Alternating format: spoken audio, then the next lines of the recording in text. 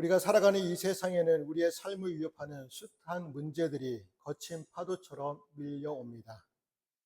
인생의 여러 주기를 지나며 가정에서, 일터에서 혹은 관계 속에서 예고 없이 찾아오는 거센 풍파를 마주할 때마다 흔들림 없이 마음의 중심을 지켜내기란 결코 쉬운 일이 아닙니다. 때로는 알 수 없는 미래에 대한 불안이 우리를 사로잡고 정신적으로 무너져 내릴 것 같은 위기의 순간들이 너무나도 많이 있습니다. 많은 이들이 이 불안을 달래내기 위해 통장의 잔고를 늘리고 세상의 스펙을 쌓으며 나를 보호해줄 힘 있는 사람을 찾아 나섭니다. 내 삶을 안전하게 지켜줄 나의 견고한 성벽을 구축하느라 오늘도 수많은 성도들이 지친 몸과 마음을 끌고 세상을 살아갑니다. 그러나 정작 세상의 벽을 높이 쌓을수록 우리의 영혼의 불안은 사라지던가요? 세상이 주는 안정감은 환경이 조금만 흔들려도 한순간에 무너져 내리는 모래성과 같습니다. 그러나 오늘 본문 말씀은 바로 그러한 불안한 시대를 살아가는 우리에게 분명한 위로와 소망을 주십니다. 우리가 날마다 넘어질 듯 하면서도 끝내 거룩한 삶을 포기하지 않는 이유는 주께서 당신의 백성을 결코 죽음의 그늘 속에 내버려 두지 않으신다는 약속을 굳게 믿기 때문입니다. 고단한 현실 속에서도 나를 온전히 품어주시는 주님의 보호하심을 가슴 깊이 간직할 때 우리는 다시 의의 길을 걷기 위해 신발끈을 고쳐 맬 수 있습니다. 오늘 선포되는 말씀을 통해 세상의 유한한 성벽을 의지하던 우리의 시선을 거두고 오직 영원한 반석 되시는 하나님만을 온전히 바라보는 영적인 전환이 있기를 축복합니다. 세상이 줄 수 없고 빼앗을 수 없는 흔들리지 않는 참된 평강, 그 은혜의 자리로 여러분을 초청합니다. 우리 1절 말씀을 다시 한번 읽어보겠습니다. 그날에 유다 땅에서 이 노래를 부르리라. 우리에게 견고한 성읍이 있으며 여호와께서 구원을 성벽과 외벽으로 삼으시리로다. 아멘.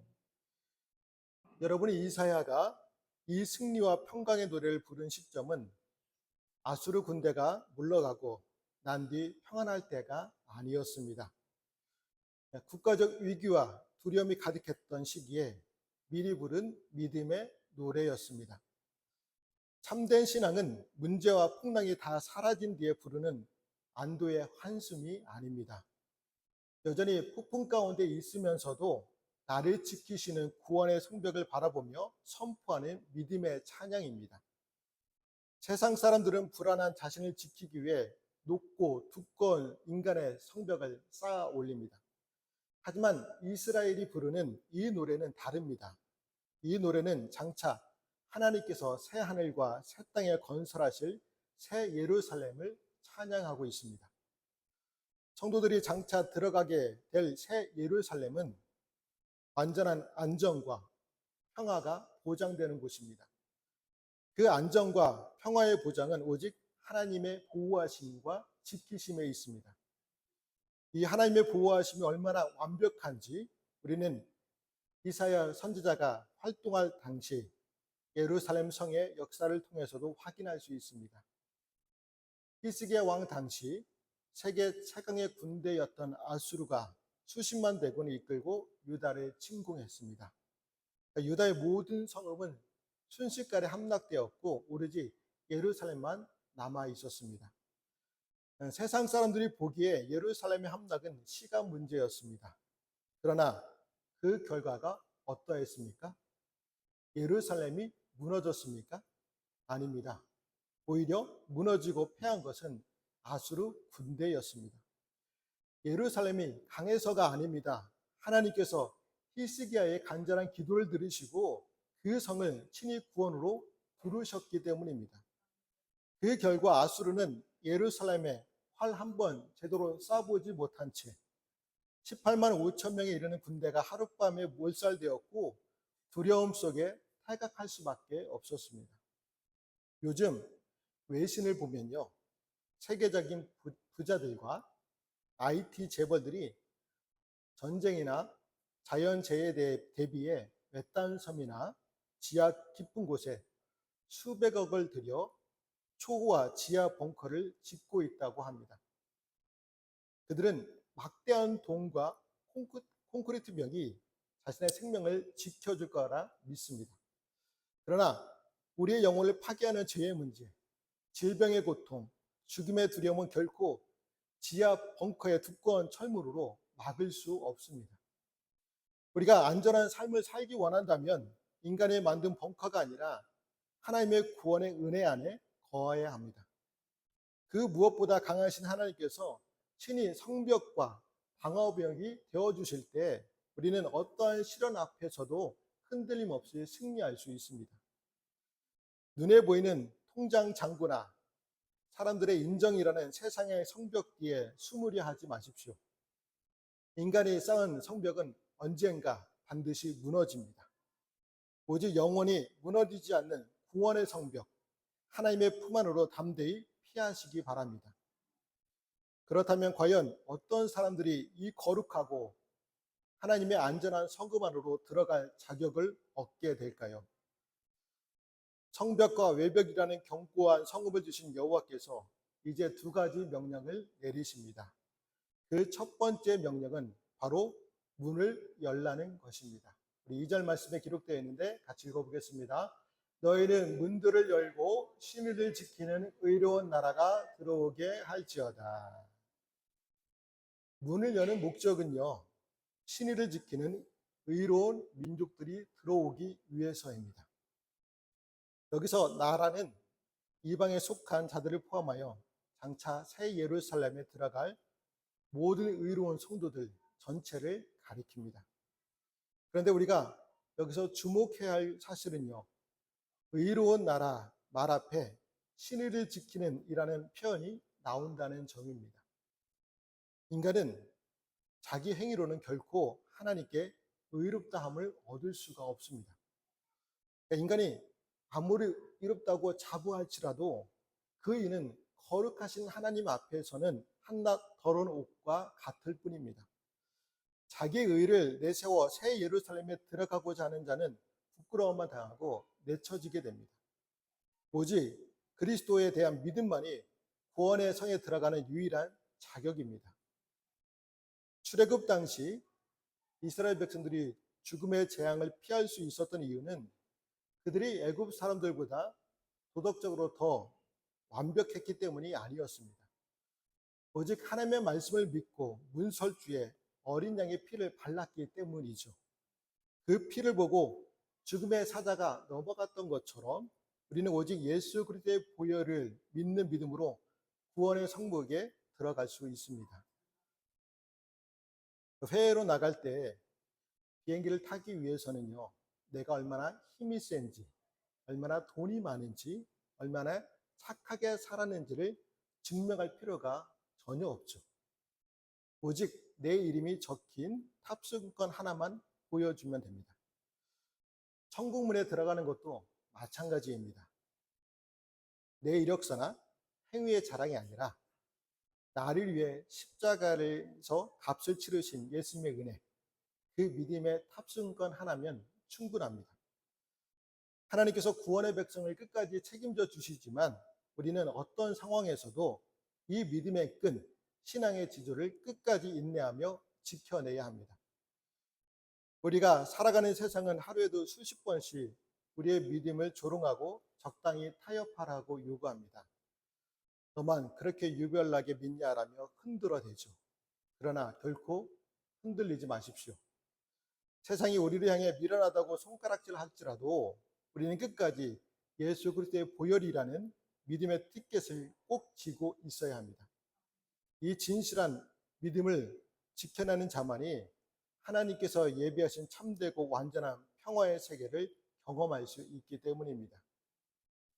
하나님이 이처럼 한결같이 여호와를 의지하며 충성을 다하는 자들의 평화에서 평화로 지켜주십니다. 우리 3절 말씀도 같이 읽어보겠습니다.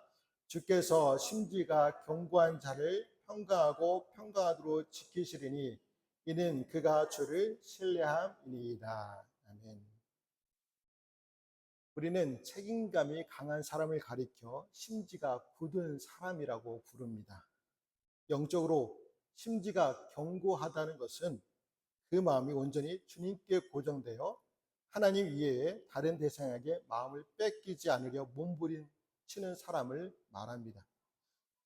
세상에는 재물, 권력, 쾌락 등 성도들의 마음을 빼앗으려는 유혹이 참 많습니다.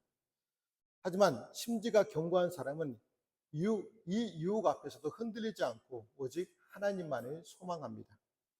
그런데 오늘 말씀을 보면 연약한 자가 아니라 심지가 견고한 자를 하나님께서 붙드신다고 말씀합니다. 조금 어색하게 들릴 수 있지만 사람이 아무리 의지가 강해도 자기 힘만으로 세상의 거센 풍파를 다 이길 수는 없기 때문입니다. 흔히 하늘은 스스로 돕는 자를 돕는다고 말하지 않습니까? 아무것도 하지 않고 뒤로 물러나는 자가 아니라 치열한 영적인 전투 속에서도 마음을 중심을 주님께 고정하려 몸부림치는 자를 하나님께서 지켜보시고 강력한 은혜로 붙들어 주신다는 뜻입니다. 우리가 아는 믿음의 사람들을 생각해 보십시오. 만일 요셉이 보디발의 아내의 치명적인 유혹에 넘어갔다면, 다니엘의 세 친구가 금신상 앞에 절을 했다면, 다니엘이 사자굴이 두려워 기도를 포기했다면 어찌 되었겠습니까? 그들이 타협했다면 거짓 신앙을 가진 자로 나약하게 생을 마쳤을 것입니다. 그러나 그들은 불같은 시련과 매혹적인 유혹 앞에서도 당당히 맞섰고 그로 인해 하나님의 위대한 도우심을 체험했습니다. 여러분, 이 세상은 결코 우리가 평안하게 신앙생활 하도록 내버려 두지 않습니다.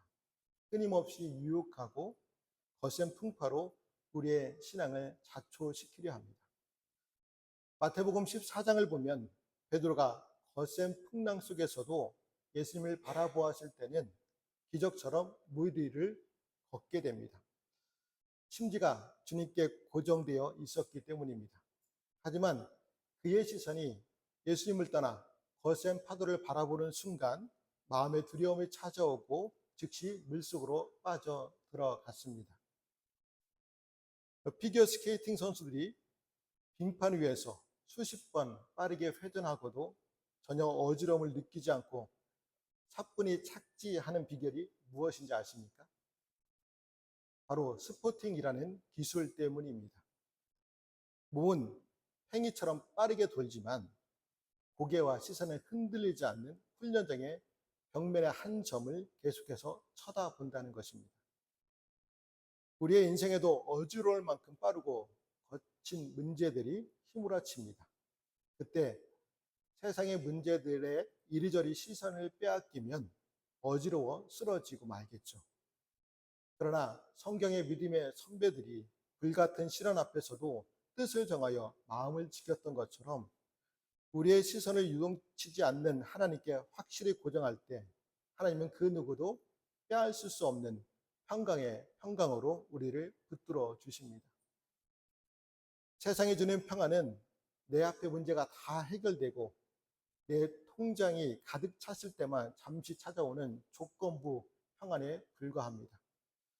그러나 하나님이 주시는 샬롬, 평강의 평강은 거센 폭풍의 한가운데서도 누릴 수 있는 절대적인 안식입니다. 내 마음이 세상의 풍파에 이리저리 흔들리려 할 때마다 내 시선을 주님께 고정시켜 영적인 스포팅을 멈추지 마시기 바랍니다.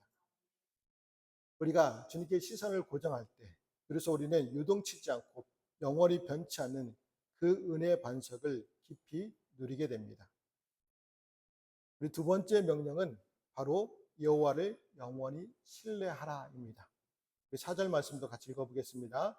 너희는 여호와를 영원히 신뢰하라. 주 여호와는 영원한 반석이시미로다.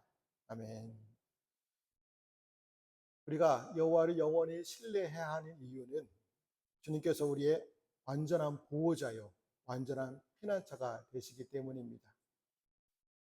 이 세상에 우리가 믿고 신뢰할 대상은 오직 하나님밖에 없음을 본문에서 여호와라는 이름을 3번 반복하여 강조하고 있습니다. 5절을 보면 하나님은 스스로 높은 성에 있다고 자만하는 자들을 낮추십니다. 이들은 단지 지형적으로 높은 곳에 사는 자들이 아닙니다. 세상에서 큰 재물과 권세를 쥐고 다른 이들을 위해 군림하며 약한 자들을 부당하게 착취하고 억압하면서도 하나님을 안중에도 두지 않는 교만한 자들입니다. 그런데 하나님께서 이들의 높은 성을 헐어 땅에 엎으시고 심지어 흙먼지에 닿을 만큼 철저히 무너뜨리겠다고 선언하십니다. 어떻게 그들을 낮추십니까? 6절을 보면요. 빈궁한 자의 발과 궁핍한 자의 발로 밟게 하신다 말씀하십니다. 발은 인간의 신체 부위 중 가장 아래에 위치한 부위입니다. 자기를 스스로 높이던 교만한 자들이 가장 낮은 발에 짓밟힐 것이라는 심판의 선언입니다. 여기서 교만한 자들을 짓밟는 이 빈궁하고 궁핍한 자는 단지 경제적으로 가난한 자를 의미하는 것이 아닙니다. 불의한 세상 속에서 의를 지키기 위해 기꺼이 손해와 희생, 핍박을 감수하는 겸손한 믿음의 사람들을 뜻합니다. 여러분, 세상에서 가장 빈궁하고 궁핍한 모습으로 십자가에 달리셨던 예수님을 생각해 보십시오. 세상의 권세자들은 예수님을 십자가에 못 박고 자신들이 승리했다고 교만하게 웃었지만 가장 낮아지신 예수님은 부활하심으로 사망과 마귀의 권세를 그 발 앞에 짓밟으셨습니다. 주님을 따르는 우리의 영적 승리도 이와 같습니다. 골리앗은 거대한 키와 철갑옷으로 무장한 절대 무너지지 않을 것 같은 높은 성벽이었습니다. 반면 다윗은 세상의 눈에 빈궁하고 궁핍한 어린 목동에 불과했습니다. 그러나 다윗이 만군의 여호와 하나님의 이름을 의지하여 나갔을 때 높이 솟은 교만한 자 골리앗은 철저히 땅에 엎드러졌고 다윗의 작은 발에 밟히는 숙모를 겪었습니다. 세계에서 가장 높은 빌딩은요, 두바이에 있는 부르즈 할리파라고 합니다. 총 209층 828m에 달하는 이 높은 빌딩을 지탱하고 있는 것이 마천루입니다. 이 거대한 마천루들이 강력한 지진이나 태풍 앞에서도 무너지지 않는 이유가 있습니다. 겉으로 드러난 화려함 때문이 아닙니다. 땅속 깊은 곳에 있는 흔들리지 않는 안반, 즉 단단한 반석 위에 기초를 단단히 박아 넣었기 때문입니다. 기초가 모래 위에 세워진 화려한 건물은 지진 한 번에 무너지지만 초라해 보여도 반석 위에 세워진 집은 끝까지 살아남습니다. 이 세상에서 악을 행하는 자들로 인해 억울한 일 당한다 할지라도 결코 의의 길을 떠나지 마시기 바랍니다. 세상의 마지막 때 새 하늘과 새 땅이 도래할 때는 완전히 상황이 역전됩니다. 악의 세력은 하나님의 심판 앞에 굴복하여 수모를 겪게 될 것이지만 핍박받던 겸손한 유인들은 불의한 자를 밟고 최후의 승리의 노래를 부르게 될 것입니다. 그로 인해 지금 당장 내 삶의 자리가 억울하고 초라해 보인다 할지라도 결코 낙심하거나 포기하지 마십시오. 세상의 힘을 믿고 떵떵거리는 교만한 자들의 화려한 바벨탑은 결국 바람에 나는 겨와 같이 흩어집니다. 세상의 잣대가 아닌 하나님의 약속을 굳게 믿고 묵묵히 영원한 반석 위에 여러분의 인생을 건축해야 합니다. 오늘 가장 낮은 자리에서 여러분이 흘린 눈물과 의로운 기도가 결코 헛되지 않고 마침내 찬란한 승리의 면류관으로 바뀌는 영광의 날이 반드시 찾아옵니다. 말씀을 맺겠습니다. 여러분, 오늘 우리의 삶을 지탱하는 참된 평강은 과연 어디에서 옵니까? 두둑한 통장 잔고에서 옵니까? 세상의 권력과 인맥에서 옵니까? 아닙니다. 오늘 이사야 선지자가 확실에 찬 노래하는 것처럼 참된 평강은 오직 하나님을 향한 절대적인 신뢰에서만 나옵니다. 영원한 반석이신 하나님만을 의지하고 내 능력의 한계를 십자가 앞에 정직하게 인정하며 주의 이름을 부르는 자는 세상이 결코 흔들릴 수 없는 완전한 샬롬을 경험하게 될 줄 믿습니다. 이번 한 주가 유동치는 환경에서 시선을 빼앗기지 마시고 오직 영원한 반석이신 하나님만을 바라보시기를 바랍니다. 나를 얼매는 악한 권세를 끊어내시는 하나님의 구원을 확신하며 그 든든한 믿음 가운데 담대히 승리하며 살아가는 저와 성도들의 삶이 되시기를 주님의 이름으로 말씀을 드립니다. 기도하시겠습니다.